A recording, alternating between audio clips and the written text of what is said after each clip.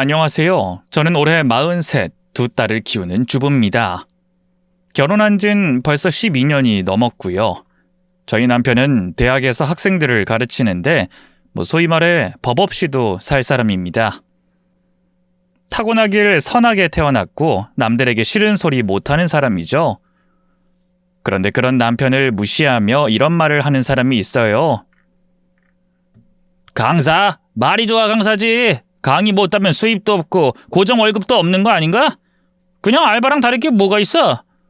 그런 말을 들을 때마다 남편은 얼굴을 붉히고 의기소침해졌죠. 오늘 저는 그런 서름을 당했던 남편을 대신해 한풀이하는 심정으로 이 사연을 보내게 됐습니다. 제가 이 사연을 듣다 보면 종종 시댁 문제, 남편 문제로 속 썩인 분들이 많은 것 같더라고요. 하지만 저는 오늘 친정엄마에 대해 얘기해 보려고 합니다. 저희 남편을 면박 주고 힘들게 하던 사람이 다름 아닌 바로 저희 친정엄마였기 때문이죠. 얘기는 저와 남편이 처음 만난 13년 전으로 거슬러 올라갑니다.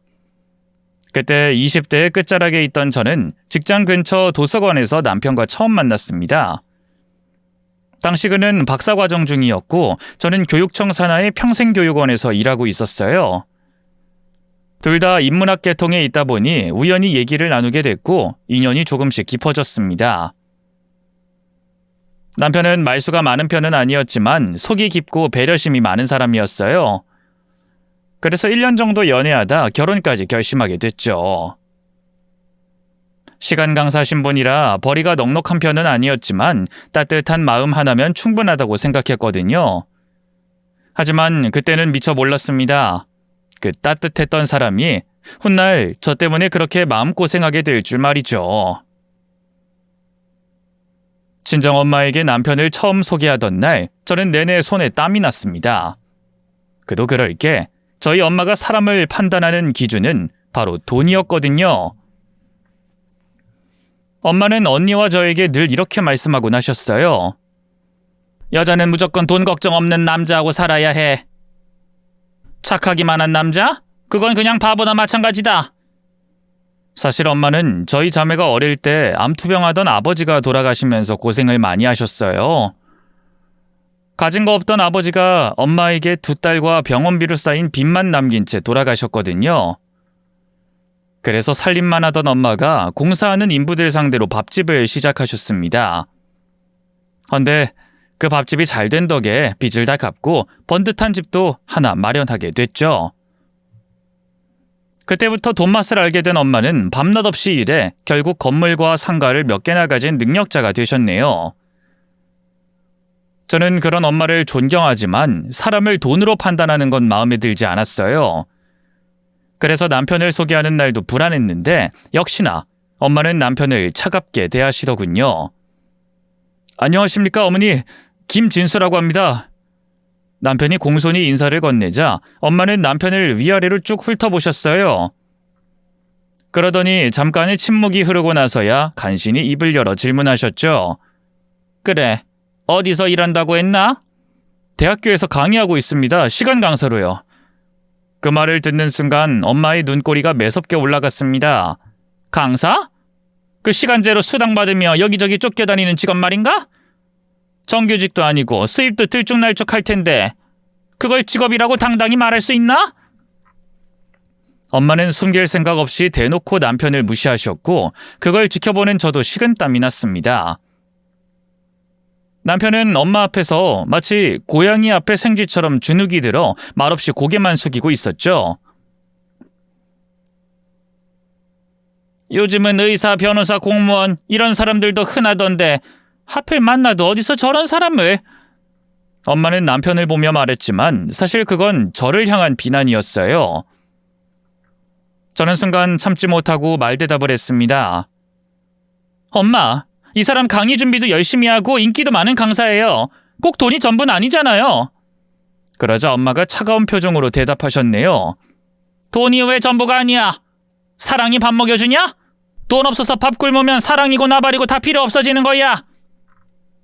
그 말에 남편은 고개를 숙였고 대신 제가 대답했죠. 밥을 왜 굶어요? 이 사람 강의도 꾸준히 들어오고 저도 벌잖아요. 지금은 둘이라 상관없지만 나중에 애 낳아봐라. 너 육아하느라 회사라도 그만두면 쪼들리는 거 순식간이야. 그 말씀에 이번엔 남편이 용기 내 대답했어요. 어떤 걸 걱정하시는지 잘 알겠습니다. 제가 지금은 부족하지만 어떻게든 가족 책임질 수 있도록 빨리 자리 잡겠습니다. 약속드려요. 하지만 엄마는 마딱지 않은 표정으로 아무 말씀도 하지 않으셨습니다. 저는 결국 남편을 배웅하며 눈물을 터뜨리고 말았네요. 미안해 자기야. 엄마가 저렇게까지 함부로 말씀하실 줄은 몰랐어. 속 많이 상했지. 하지만 남편은 제 손을 꼭 잡으며 말했습니다. 아니야, 괜찮아. 사실 틀린 말씀도 아니잖아. 그래도 나 당신 포기 안 해. 걱정하지 마. 그날 이후로 엄마는 아예 남편 얘기를 꺼내지도 못하게 하셨어요. 결혼 날짜를 잡겠다고 말씀드렸을 때도 네 마음대로 해라. 네가 언제 내 말 듣는 애냐? 나중에 더 말리지 왜 그냥 뒀냐고 원망이 나지 마라. 그렇게 말씀하시며 돌아서셨죠. 결국 결혼식에서도 억지로 끌려 나온 사람처럼 입을 꾹 다물고 뚱하게 앉아서 남편에겐 눈길 한번 주지 않으셨네요. 그래도 결혼하고 나면 시간이 해결해 줄 거라 믿었습니다. 엄마도 언젠간 남편의 진심을 알아주시겠지. 조금만 지나면 다 괜찮아질 거야. 라고 생각했죠. 하지만 그런 기대는 무참히 깨지고 말았습니다. 결혼 첫 해, 설 명절, 친정집에 인사드리러 갔을 때였어요. 어색하지만 정중하게 인사드린 남편에게 엄마는 형식적으로 고개만 까딱하시더군요. 그러다 언니 내외가 나타나자 엄마가 입꼬리를 끌어올리며 자리에서 벌떡 일어나셨어요. 아이고, 우리 사위 왔나? 요즘 병원은 어때? 환자 많지? 그러면서 좋아 죽겠다는 표정을 보이셨죠. 사실 저희 형부는 성형외과 의사였어요. 그래서 언니가 처음 형부를 데려왔을 때도 상다리가 휘어지게 한 상 떡 차려놓고 예비 사위를 맞았더랬죠.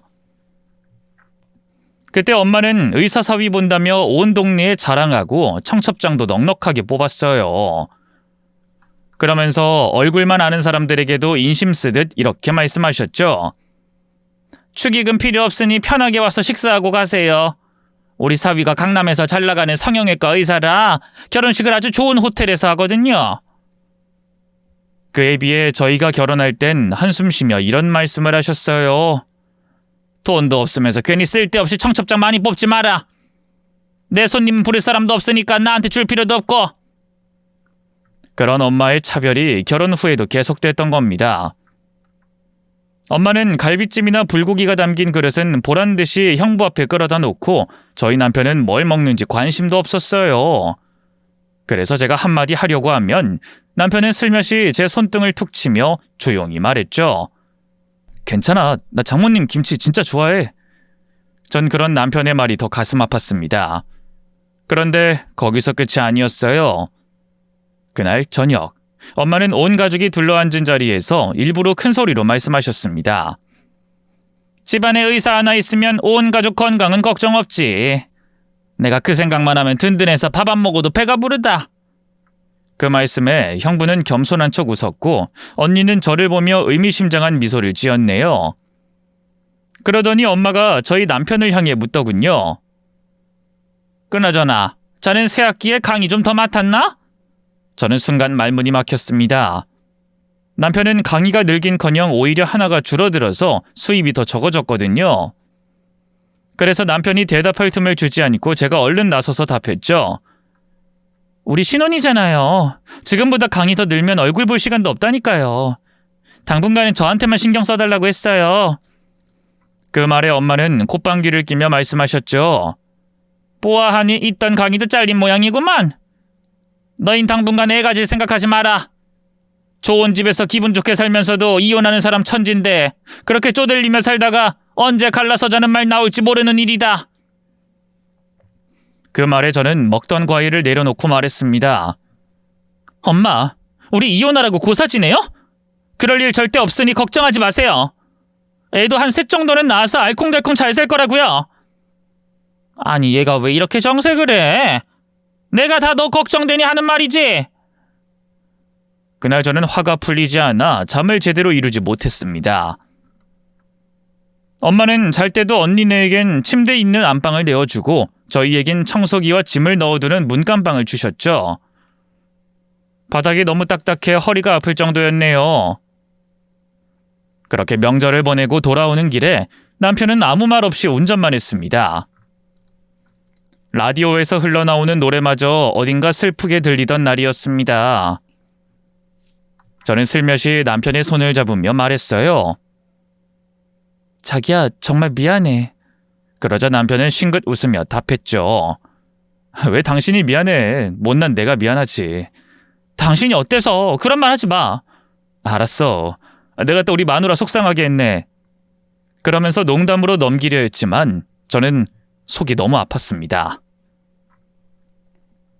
엄마의 냉대를 뻔히 알면서도 아무것도 해주지 못하는 저 자신이 너무 초라하고 한심하게 느껴졌네요. 그래서 그 뒤로 저는 친정의 발길을 끊었습니다. 남편을 위해 제가 해줄 수 있는 건 가능한 엄마와 만나지 않게 해주는 게 전부였으니까요. 그렇게 7년이 넘는 시간이 흘렀죠. 그동안 저희는 2살 터울의 남매를 낳고 그런대로 행복하게 살았습니다. 친정에 가지 않으니 형부와 남편이 비교당할 일도 없고 마음이 편했죠. 하지만 큰애가 초등학교에 들어갈 무렵이 되자 남편이 이런 말을 꺼냈습니다. 이제 애들도 자랐는데 우리도 장모님 댁에 왕래해야 하지 않을까? 갑자기 그게 무슨 소리야? 뻔히 외가가 있는데 연락도 안 하고 지내는 걸 애들이 얼마나 이상하게 생각하겠어. 난 싫어. 괜히 애들 앞에서도 엄마가 자기한테 안 좋은 소리 하실까 봐 걱정된단 말이야. 아무리 그래도 부모님이 그러신다고 자식도 모른 척하는 건 도리가 아닌 것 같아. 난 괜찮으니까 올해 명절부턴 다시 인사드리러 가자. 그래서 그때부터 다시 친정에 드나들게 됐죠. 하지만 아무리 시간이 지나도 엄마의 태도는 크게 달라지지 않았습니다. 그래도 애들은 신경 쓰이시는지 아예 남편에겐 말을 걸지도 않으셨죠. 엄마의 생신도 마찬가지였어요. 그날은 언제나 언니네가 주인공이었습니다. 양손 가득 좋은 선물을 들고 들어오니 엄마는 좋아서 어쩔 줄 모르셨죠. 그 해에도 어김없이 그랬어요. 주차장에 들어서자마자 보인 건 언니네 SUV였고 현관 앞엔 언니 남편이 직접 들고 온 고급 한우 세트가 놓여 있었죠. 거실에 들어서자마자 엄마는 저희를 반기는 말보다 먼저 바쁘지도 않은 애들이 왜 이렇게 늦게 와? 먼저 먹으려던 걸 너희 형부가 기다리자고 해서 여태 안 먹고 기다렸다. 형부가 최고 등급 한우를 동네 잔치할 정도로 사왔어. 너희나마 저런 거 구경하기도 힘들 거다. 말끝마다 큰 사위에 대한 자랑이 섞여 있었습니다. 그래도 남편은 조용히 미소 짓더니 얼른 달려가 가족들에게 인사를 챙기기 시작했죠. 그 모습이 안쓰럽기도 하고 고맙기도 했습니다. 잠시 뒤 식탁에 모두 둘러앉았고 엄마는 언니네가 내민 현금 봉투를 슬며시 열어봤어요. 그 안엔 새 지폐 100만 원이 들어있었습니다. 아이고 뭐 이렇게 많이 넣었나? 내가 우리 큰사위 덕이 아주 든든하다니까. 엄마는 너무나 기쁜 얼굴로 봉투를 쥐고 연신 칭찬을 쏟아냈습니다. 역시 사람은 능력이 있어야 해. 아무리 착해도 능력 없으면 가족이 다 고생이지. 그 말에 남편이 슬쩍 눈치를 보는 것 같더니 준비한 작은 봉투를 꺼냈습니다. 장모님, 이건 저희가 준비한 겁니다. 크지 않지만 진심을 담았어요. 남편이 봉투를 조심스럽게 내밀었죠.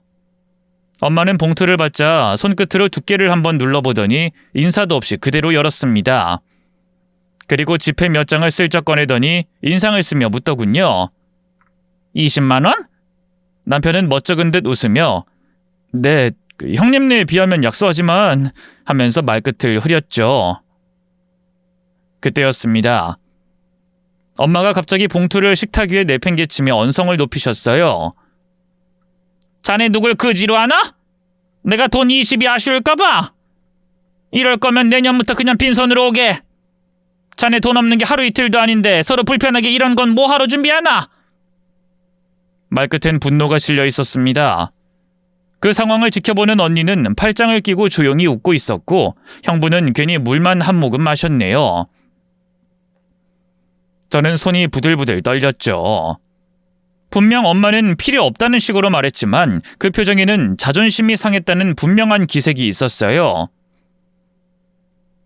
엄마에게 가난한 사위의 돈은 그저 기분 나쁜 성이었던 겁니다. 엄마, 금액은 적어도 저희 딸인 정성껏 마련한 거예요. 제가 화를 누르며 조심스럽게 말을 꺼내자 엄마는 한숨을 내쉬며 대답하셨습니다. 정성? 정성을 들인 게 저 정도야? 내가 이래서 성질이 나는 거다. 그렇게 말리는데 애는 왜 낳아? 장모 생일에 간신히 20만 원짜리 봉투 내밀 형편밖에 안 되는 주제에 애까지 낳아서 어쩌겠다는 거야? 내가 속 터져서 원. 그 순간 남편은 말없이 자리에서 일어서더니 주방으로 가서 물을 떠왔습니다. 그 뒷모습이 그렇게 작아 보일 수가 없었네요. 하지만 엄마는 분이 덜 풀렸는지 인상을 쓰며 봉투를 다시 손에 들며 말씀하셨죠. 차라리 없다고 하지. 왜 이런 걸 내밀어서 사람 속을 뒤집어? 그러고는 봉투를 거칠게 찢기 시작했습니다. 당황한 저는 다급하게 소리쳤죠. 엄마 안 돼요. 그러지 마세요.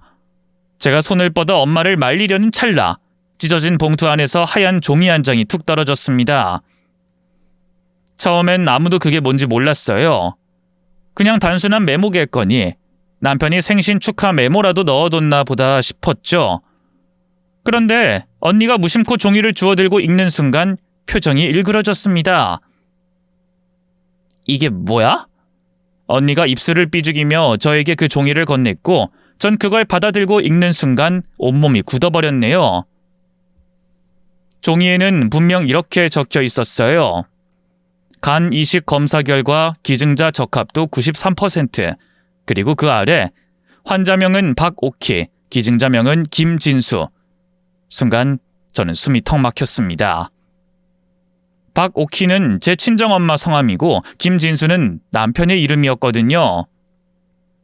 엄마도 그 종이를 빼서 읽고는 얼굴이 하얗게 질렸습니다. 이게 뭔가? 왜 자네 이름이 여기 있어? 엄마가 떨리는 목소리로 묻자 남편은 말없이 고개를 숙였습니다. 자기야, 이게 무슨 일이야? 간이식이라니? 이거 정말 당신이 검사받은 거야? 제가 겨우 입을 떼자 남편은 조용히 고개를 끄덕였습니다. 저는 놀라서 더듬거리며 다시 물었죠. 아니, 이런 걸 왜 받은 거야? 우리 엄마가 이런 게 왜 필요해? 그러자 남편은 한숨 쉬며 난감한 표정으로 대답했죠. 난 장모님이 여기서 봉투를 열어보실 줄은 몰랐어. 그래서 조용히 혼자 보시라고 넣어둔 건데. 장모님, 원래는 그냥 조용히 말씀드리고 싶었는데 이렇게 된 건 제 불찰입니다. 그 말에 엄마는 소파에 털썩 주저앉았고 언니는 황급히 스마트폰으로 검색을 시작했어요. 기증자? 이식? 엄마, 무슨 병 있어? 그러자 엄마는 화들짝 놀라며 아니야, 아무 병 없어. 난 멀쩡해. 하고 외쳤습니다. 너무 펄쩍 뛰니 오히려 이상했죠. 저는 차가운 기운이 등줄기를 타고 내려오는 걸 느꼈습니다. 엄마가 뭔가를 숨기고 있다는 생각이 들었거든요. 그래서 눈을 부릅뜨며 물었습니다. 어쩐지. 엄마 요즘 부쩍 피곤해하고 안색도 안 좋은 게 이상하다고 생각했어요. 정말 무슨 일이 있는 거예요? 그러자 엄마는 자식들의 시선을 피하며 말씀하셨어요. 작년에 건강검진에서 간 수치가 좀 높게 나왔었어. 근데 병원에선 이식까진 필요 없다고 했고 별일 아닌 것 같아서 말을 안 했을 뿐이야. 그 말에 저는 입술을 깨물며 외쳤어요. 엄마, 그런 걸 왜 말 안 해요? 그런 일이 있으면 자식들한테 말씀하셨어야죠. 근데 자긴 그걸 또 어떻게 알게 된 거야? 남편은 그제야 조용히 입을 열었습니다. 난 그냥 우연히 어쩌다 알게 됐어. 근데 장모님이 밝히기 꺼려하시는 것 같아서 그냥 나 혼자 병원에 연락해서 알아보고 검사한 거야. 당신 혼자서? 그럼 정말 우리 엄마한테 간이식 해주고 싶어서 나 몰래 검사까지 했다는 거야? 제 목소리가 조금씩 떨리기 시작했습니다. 미안해. 장모님도 조용히 계시는데 내가 나서서 일이 커지게 할 순 없었어. 그래도 내가 상황을 알았는데 아무것도 안 하고 가만히 있을 수가 없더라고. 근데 다행히 내가 장모님한테 이식해드릴 수가 있다는 거야. 그래서 기쁜 마음에 그 사실을 말씀드린다는 게 이렇게 됐네. 장모님 죄송합니다. 그토록 냉대하던 둘째 사위의 뜻밖의 말에 엄마는 여전히 혼란스러워 보였어요. 언니는 황당한 표정으로 아무 말도 하지 못하고 있었죠. 그때 엄마가 한숨을 쉬며 남편을 향해 입을 여셨어요. 자네가 그걸 왜 했나? 내가 시킨 것도 아닌데. 엄마의 목소리는 거의 속삭임처럼 가늘었습니다. 남편은 한참을 망설이다 대답했죠. 당연히 받아야죠. 장모님은 제 부모님이나 마찬가지잖아요. 부모한테 자식이 당연히 해야 할 도리라고 생각했어요. 그 말에 방 안엔 다시 정적이 흘렀습니다. 그 침묵 속에서 저는 조용히 떨고 있었어요. 그동안 남편이 엄마한테 들었던 수많은 막말, 형부와 비교당했던 모든 순간들이 머릿속을 어지럽혔습니다. 그런 모멸감을 느끼면서도 조용히 견디며 뒤로는 엄마의 생명을 지키려 했던 남편에게 고맙기도 하고 면목이 없기도 했죠. 남편은 그 모든 일을 비밀로 하며 진심을 담아 넣은 봉투를 조용히 전한 겁니다. 그런데 아무것도 모르고 그저 돈만 밝히던 엄마는 둘째 사위의 진심을 그렇게 찢어버렸던 거예요. 그날 밤 집으로 돌아오는 차 안은 너무나 조용했습니다. 감기 기운이 있는 아이들은 시댁에 맡기고 친정에 다녀오는 길이라 차 안에서 남편과 저 둘만 있었죠. 저희 두 사람은 서로 눈치만 보며 아무 말도 꺼내지 못했습니다. 저는 연신 눈물이 났고 숨을 크게 쉬면 울음이 터질까봐 일부러 감정을 억누르고 있었네요. 그러다 침묵을 참지 못한 제가 먼저 말을 건넸습니다. 진수 씨. 헌데 입은 열었지만 그 다음 말이 선뜻 나오지 않았어요. 어떤 말로 시작해야 할지 너무나도 혼란스럽더군요. 제 말을 들은 남편은 고개를 돌리지 않고 계속 운전하며 앞을 보고 답했습니다. 오늘 난 당신보다 장모님이 더 걱정됐어. 뭐? 당황하신 얼굴 보니까 어지간히 숨기고 싶으셨던 것 같더라고. 근데 괜히 나 때문에 일이 커져서 장모님이 스트레스 받으시는 건 아닐지 너무 걱정됐어. 전 차라리 남편이 화라도 냈으면 좋겠다고 생각했습니다. 자신의 진심을 몰라주는 장모에게 화라도 내지.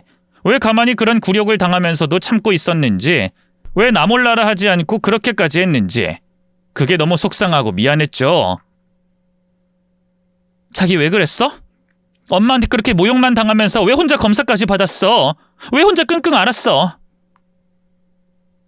제 목소리는 이미 울음에 젖어 있었습니다.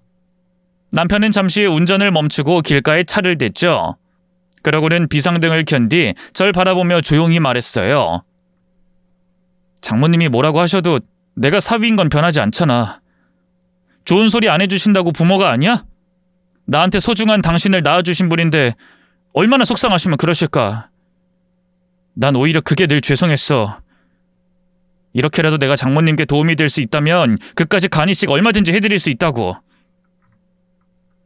그 말에 눈물이 왈칵 쏟아졌습니다. 자기야, 미안해. 언젠가 엄마도 이런 자기 진심을 꼭 알아주실 거야. 그럼 당연하지. 그리고 당신은 모르지만 장모님도 조금씩 달라지고 계셔. 처음엔 날 정말 싫어하시는 것 같았지만 애들 낳고 나서 다시 찾아가니 좀 변하신 것 같더라. 요즘엔 내 앞에도 슬쩍 불고기 그릇을 놔주시기도 하거든. 자기 그거 몰랐지? 그깟게 그렇게 좋았어? 형부한테는 얼마나 살갑게 잘해주시는데 그깟 불고기 그릇 하나가? 그건 그럴만 하니까 그러시겠지. 나도 우리 딸이 의사 남편 만나면 너무 좋을 것 같은데 부모 마음 다 같은 거야. 자식 호강시켜줄 사위가 더 예쁜 건 어쩔 수 없잖아. 내가 애를 낳아보니까 장모님 마음이 더 이해가 되더라고. 그런 남편의 말에 저는 아무 말도 하지 못하고 그저 손만 꽉 잡아줬습니다. 크고 듬직한 그 손이 제가 한 선택이 옳았다고 말해주는 것 같았어요. 나 당신이랑 결혼하길 정말 잘한 것 같아. 고마워. 아이, 뭘 그런 말을 해. 내가 장모님께 해드릴 수 있는 게 이런 것뿐이라 죄송하지. 그런 남편의 진심이 엄마 손에 의해 가차없이 찢겨나간 걸 생각하니 또 화가 나더군요. 그리고 엄마가 남편에게 했던 막말도 떠올랐죠. 강사? 직업이 그거야? 애 하나 제대로 못 키울 인간한텐 내 딸 못 준다. 차라리 노천으로 늙어 죽게 하는 한이 있어도 이런 결혼은 시키는 게 아니었는데.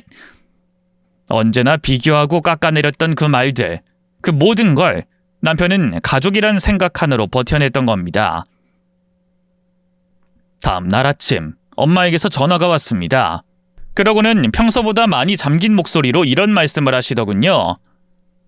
잠깐 시간 좀 낼 수 있겠냐? 이따 집으로 좀 와라. 그래서 저는 퇴근 후에 혼자 친정으로 향했습니다. 문을 열고 들어섰을 때 거실은 어색할 만큼 조용했어요. 안으로 들어가 보니 언니가 소파에 팔짱을 낀 채 앉아있는 게 보이더군요. 엄마는 식탁에 앉아 무언가를 말없이 정리하고 계셨습니다. 헌데 저를 본 언니가 대뜸 황당한 말을 늘어놓더군요. 제부가 왜 그런 걸 했는지 솔직히 이해 안 가. 그 말투엔 알 수 없는 냉기가 서려 있었습니다. 그래서 저도 잔뜩 날선 목소리로 대답했죠. 뭐? 그게 지금 할 소리야? 그 사람이 엄마한테 그동안 어떤 대접을 받았는지 몰라서 그래? 그런 일을 당하고도 엄마 걱정하면서 나한테 말도 없이 혼자 검사한 사람이야. 엄마가 이식할 정도는 아니라고 하시잖아. 그렇게까지 할 이유도 없는데 혼자 설치는 거 솔직히 좀 오바 아니야? 그 말에 제 가슴속에서 뭔가 확 끓어오르는 걸 느꼈습니다. 말 조심해. 언닌 그게 오버로 보여? 진수 씨는 그냥 엄마 걱정되는 마음에 그렇게 한 거야. 누가 시키지도 않았는데 스스로. 누가 그러라고 했어? 그리고 할 거면 끝까지 조용히 하든지. 엄마 생신에 떡하니 그거 전달한 건 생색내고 싶어서 그런 게 뻔하잖아. 생색? 그게 생색으로 보여? 그래, 내 눈엔 그래. 솔직히 그동안 엄마가 그렇게 모질게 대하셨는데 한마디도 안 하고 비굴하게 설설 긴 것도 그렇고 다 뭔가 바라는 꿍꿍이가 있어서 그런 것 같단 말이야. 그 말에 저는 부하같이 밀어 언성을 높였습니다. 그게 무슨 소리야? 꿍꿍이라니? 모른 척하지 마. 뭐긴 뭐겠어. 엄마 재산이지. 변변한 직업도 못 가지고 애들은 커가니 어떻게 해서든 엄마 눈에 들어서 한몫 챙기려고 그러는 거 아니냔 말이야. 뭐야? 언니 말 다 했어? 어떻게 그런 생각을 할 수가 있어? 그 사람이 뭐라고 했는지 알아? 아무리 자기를 미워하는 부모님이라도 부모는 부모니까 할 도리를 한 것뿐이래. 그런 사람한테 지금 한다는 소리가 뭐? 재산을 노려? 꿍꿍이? 진짜 기가 막혀서 말이 안 나온다. 제 말에 언니는 입술을 꾹 다물었습니다. 해도 진짜 너무하네. 내가 이 집에 다시 발을 들이는 게 아니었는데 그 사람이 애들한테 외가를 보여줘야 한다고 하도 성화를 하길래 다시 온 건데 이렇게 후회될 수가 없어. 그때 엄마가 조용히 말씀을 시작하셨습니다. 너희 그만 좀 해라. 내가 잘못한 거야. 내가 둘째 사위한테 너무 심했다. 엄마는 떨리는 목소리로 말씀하셨습니다. 그날 그 봉투를 찢었을 땐 안에 그런 게 있을 줄은 꿈에도 몰랐다. 내 알량한 자존심에 큰 사위 앞에서 창피해서 그랬어. 그 말에 제 눈가도 다시 뜨거워졌습니다. 엄마, 진수 씨는 엄마를 진심으로 자기 부모님처럼 생각했어요. 그러니 인정 못 받아도 말 한마디 안 하고 늘 웃기만 하고 자기 간까지 떼어줄 생각을 한 거지. 제 말에 엄마는 손등으로 눈물을 훔치며 그래, 내가 그걸 이제야 알았다. 난 그냥 어려서부터 고생만 한 너희들이 좋은 남자 만나 잘 살길 바란 것뿐이야. 나한텐 한없이 귀한 딸을 데려가서 고생시키는 것 같아서 너무 속이 상했다. 그래도 그러는 게 아니었는데. 그러면서 조용히 말끝을 흐리셨죠. 그런 엄마를 보자 언니도 더는 억지를 부리지 않았습니다. 그런 사람을 몰라보고 여태 구박했다니 내가 나이를 헛먹었어. 엄마의 한탄 섞인 말에 저는 천천히 일어나 곁에 앉으며 말했습니다. 엄마, 아직 늦지 않았어요. 이제라도 그 마음 좀 알아주고 따뜻하게 대해주세요. 그러자 엄마가 조용히 고개를 끄덕이며 제 손을 잡으셨어요. 그 손은 참 따뜻했지만 찢겨나간 봉투의 종이처럼 여전히 해결되지 않는 불편함은 남아있었네요. 하지만 그건 오랜 시간 쌓아온 어색함이라 시간이 지나면 해결될 거로 생각하기로 했어요. 그날 친정원 나서는 제게 엄마가 몇 번이나 말씀하셨습니다. 김서방 집에 오라고 전해라. 사실 그때까지도 저는 좀 망설였어요. 하지만 그 말에 담긴 엄마의 눈빛이 조금은 달라졌다는 걸 느낄 수 있었죠. 그래서 결국 조심스럽게 남편에게 얘기했네요. 엄마가 자기 좀 오라고 하셔. 혼자서. 남편은 놀란 눈으로 절 보다가 잠시 침묵한 끝에 고개를 끄덕였습니다. 알았어. 내일 강의 끝나고 다녀올게.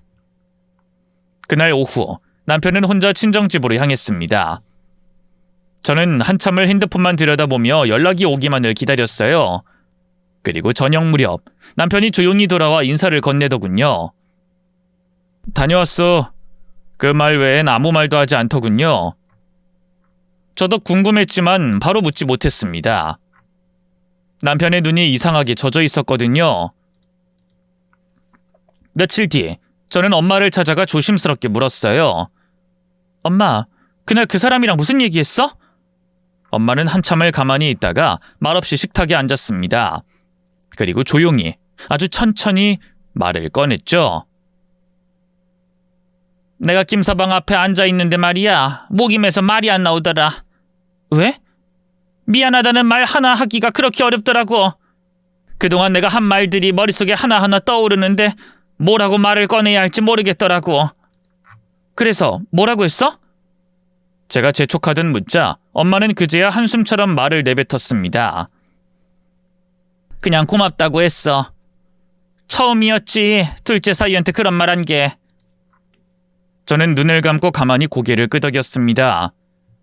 근데 김서방이 그러더라. 괜찮다고. 자기는 내 마음 다 이해한다면서 수술 꼭 받자고 하더라고. 엄마, 이식 꼭 받아야 하는 거예요? 근데 왜 우리한텐 말 안 했어? 어쩌려고? 사실 난 그 정도는 아닌 줄 알았어. 근데 혹시나 해서 다른 병원에 가서 검사했더니 기증자가 있다면 빨리 진행하자고 하더라. 정말요? 그럼 수술 받기로 결심하신 거예요? 그래. 김서방이 저렇게 해준다고 나서니 나도 용기 내볼까 한다. 근데 내가 그걸 받을 자격이 있는 건지 솔직히 면목이 없다 너희한테. 그게 무슨 말씀이세요? 진수 씨가 어떤 마음으로 그런 검사를 받은 건지 모르세요? 부모님 살리는 심정으로 검사 받은 거예요.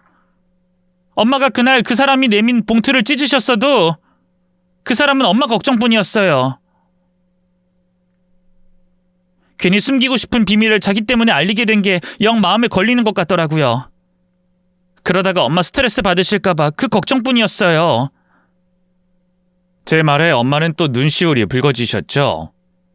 그날 저녁 저는 남편에게 조심스럽게 물었습니다. 자기야, 정말 우리 엄마한테 간이식 해줄 수 있겠어? 당연하지. 하지도 않을 건데 검사는 왜 받았겠어? 그래도 이제 나도 사실을 알았는데 딸인 내가 해드리는 게 맞는 거 아닐까? 언니랑 나도 검사 받아보는 게 어떨까? 그러자 남편이 펄쩍 뛰며 손살을 쳤어요. 아유, 그러지 마. 솔직히 말을 안 해서 그렇지 그 검사도 쉬운 게 아니더라. 어차피 적합 판정 받은 내가 있는데 나머지 사람들이 그 고생 또 할 필요 없지. 아무 걱정하지 마. 나 잘 해낼 수 있어. 그래도 솔직히 자기도 자기지만 어머님 아버님이 어떻게 생각하실지 걱정돼. 하나뿐인 아들이 장모 때문에 몸에 칼을 댄다는데 누가 좋겠어. 에이, 그런 걱정할 필요 없어. 우리 부모님 몰라서 그래? 두 분 다 벌써 사후 장기 기증 선택해 놓은 분들이야. 안 그래도 내가 검사 결과 말씀드리면서 미리 여쭤봤더니 오히려 잘했다고 칭찬해 주셨어. 뭐? 그게 정말이야? 그렇다니까. 하긴 그런 부모님 밑에서 자랐으니 당신이 이렇게 착하고 성실하게 큰 거겠지. 내가 내일 따로 찾아뵙고 감사 인사라도 드려야겠다. 그 말을 듣는데 평소에도 인지하시고 늘 절 배려해 주시던 시부모님이 떠올라 코끝이 찡해왔습니다. 그래서 저는 다음 날 엄마의 손을 잡고 시댁에 찾아가 감사 인사를 드렸어요. 사실 혼자 간다고 했는데 제 말을 들은 엄마가 꼭 같이 가서 인사드리고 싶다고 하시더군요. 엄마, 우리 시부모님은 정말 대단한 분들이셔. 글쎄 진수 씨가 장모님한테 간이시켜드리고 싶다는 말을 듣고도 말리기는커녕 잘했다고 칭찬해 주셨다니까? 외아들이 그런 결정한 게 내키지 않으셨을 법도 한데 그런 분들이시니 자식을 그렇게 바르게 키우셨겠지. 안 되겠다. 나도 같이 가서 인사드려야지. 엄마까지? 에이, 안 그러셔도 돼요. 엄마 몸도 안 좋은데 그냥 나 혼자 다녀올게요. 아니야. 내가 그동안 너희 시댁에 어떻게 했냐? 마음에 걸려서 안 된다. 인사도 하고 사과도 해야 수술실 들어가는 마음이 편할 것 같아서 그래. 그래서 엄마는 한우와 전복까지 사서 두 분께 고개 숙여 감사 인사와 사과를 하셨습니다. 솔직히 상견례와 결혼식장에서도 엄마가 시부모님께 얼마나 차갑게 굴었는지 정말 속상했거든요. 엄마 본인도 그게 계속 마음에 걸리셨던 모양이에요. 자신이 그렇게 차가운 태도를 보였는데도 이식을 허락해 주셨다니 더욱 가만히 계실 수가 없었던 거죠. 그리고 드디어 엄마의 수술날이 다가왔습니다. 엄마는 수술 전날 조용히 제 손을 꼭 잡으며 말씀하셨죠. 혹시라도 내가 마취해서 못 깨어나면 김서방한테 미안했다고 꼭 한 번 더 전해다오. 그 말에 저는 억지로 웃으며 말했죠. 그럴 일 없어요, 엄마. 적합성 검사도 이상 없었고 의사 선생님도 수술 경과 아주 좋을 거라고 하셨어요. 그때 기증을 위해 옆방에 입원했던 남편이 병실로 들어왔어요. 그러고는 말없이 엄마의 발밑 담요를 한 번 더 정리해줬습니다. 엄마는 남편을 바라보다가 작게 한숨을 내쉬며 말씀하셨죠. 김서방, 긴 말은 못하겠는데 정말 고마워. 남편은 잠시 고개를 숙였다가 부드럽게 웃으며 대답했어요. 장모님이 빨리 건강해지시는 게 제가 바라는 전부예요. 걱정하지 마세요. 수술 잘 될 겁니다. 그리고 수술 당일 아침, 수술실 앞에서 환자복을 입은 엄마가 제 손을 꼭 잡았습니다. 내가 네 남편을 너무 몰라봤다. 수술 잘 끝나면 나중에라도 내가 잘못한 거 꼭 갚고 싶어. 그 말에 저는 그냥 고개를 숙이고 두 손으로 엄마의 손을 감싸주었습니다. 그리고 수술이 시작됐는데 예상보다 시간이 오래 걸리더군요.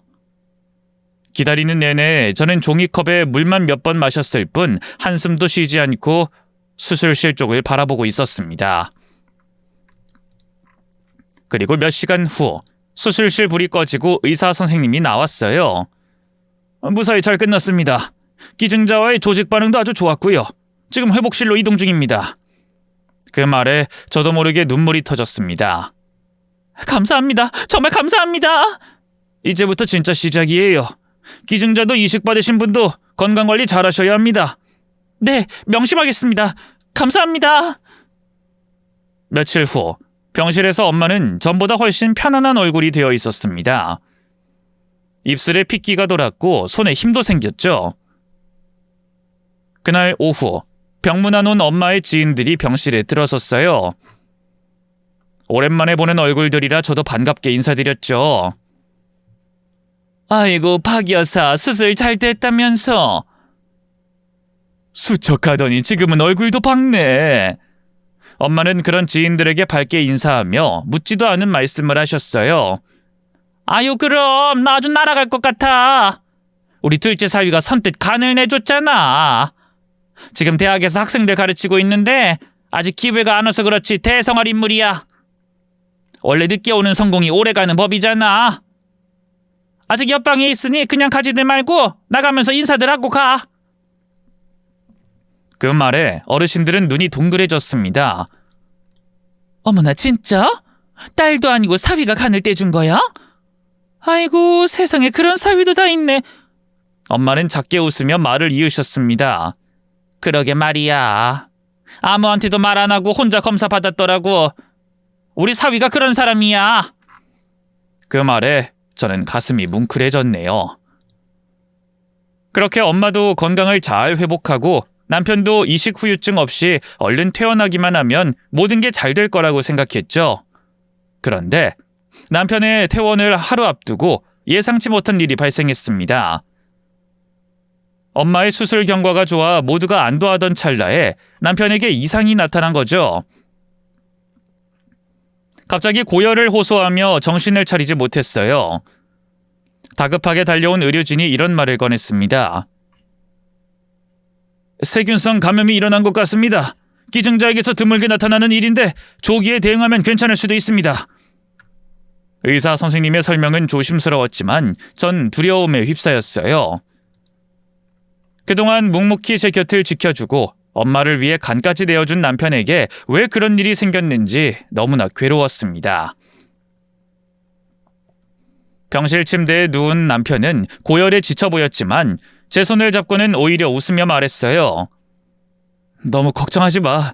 잠깐 몸이 놀란 것뿐이야. 이게 도대체 무슨 일이야? 제발 힘내. 알았지? 제 눈엔 벌써 눈물이 고였고 남편은 손등으로 제 눈물을 닦아줬습니다. 걱정하지 말라니까. 나 못 믿어. 의사 선생님은 치료하며 상태를 지켜보자고 하셨고 그 말에 온 가족이 긴장했습니다. 언니도 그날만큼은 말없이 병실을 오가며 남편의 상태를 살폈네요. 그러면서 망설이듯 입을 열었습니다. 제부, 내가 그동안 너무 무심했죠. 언니가 처음으로 남편에게 따뜻한 말을 건넸습니다. 엄마가 그러신다고 나까지 그러면 안 되는 거였는데 미안해요. 얼른 회복하고 우리 그동안 못 나눈 얘기 좀 많이 나눠요. 엄마도 힘겨운 몸을 일으켜 남편 침대 곁에 앉아 손을 꼭 잡고 말씀하셨습니다. 이보게, 내가 자네한테 아직도 미안하다는 말을 충분히 못한 것 같아. 그러니 얼른 기운 차리고 내 사과 받아주게. 다행히 며칠 후 남편의 열이 내리기 시작했고 염증 수치도 정상으로 돌아오면서 퇴원 결정이 내려졌습니다. 그래서 저와 엄마도 한시름 놓을 수 있었네요. 그리고 한 달 후 건강을 회복한 엄마도 퇴원해 온 가족이 친정에 모였습니다.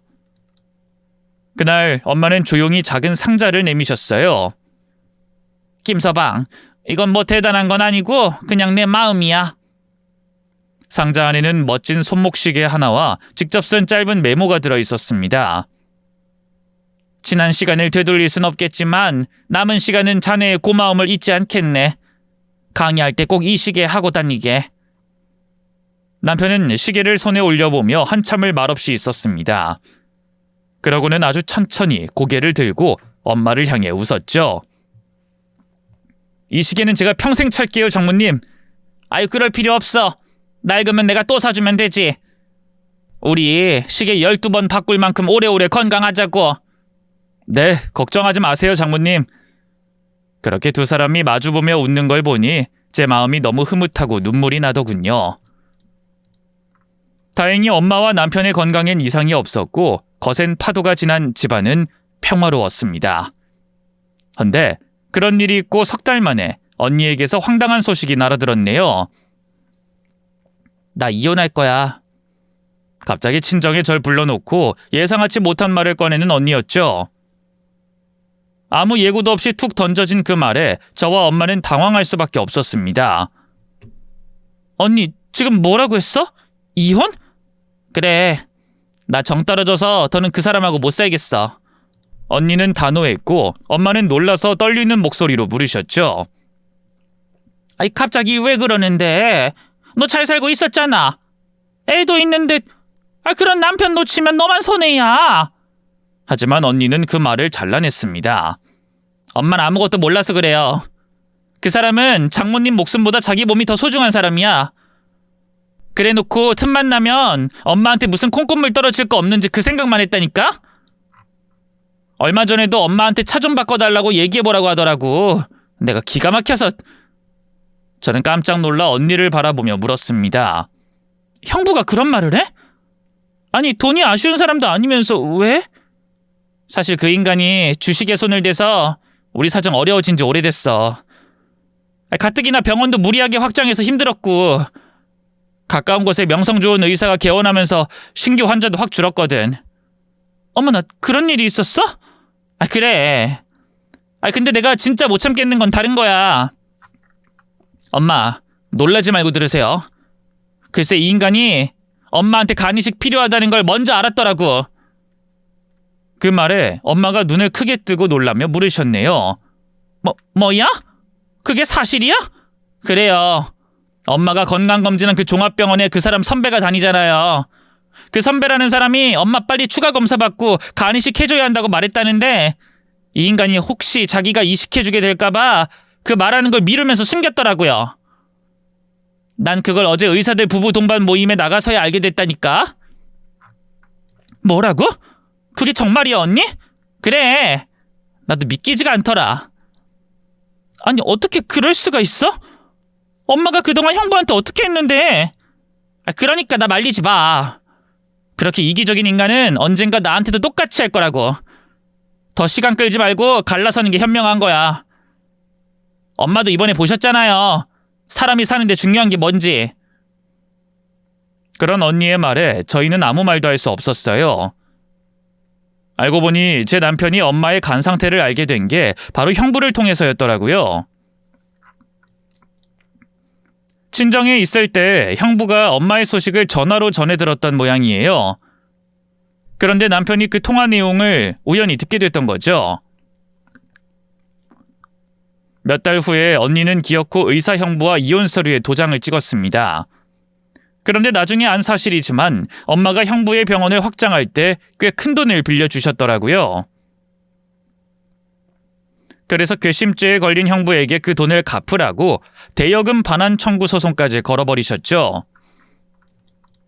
결국 사면 초가에 빠진 형부는 엄마에게 사죄하고 매달리더군요. 장모님, 제가 잘못했습니다. 정말 끝까지 숨길 생각은 없었어요.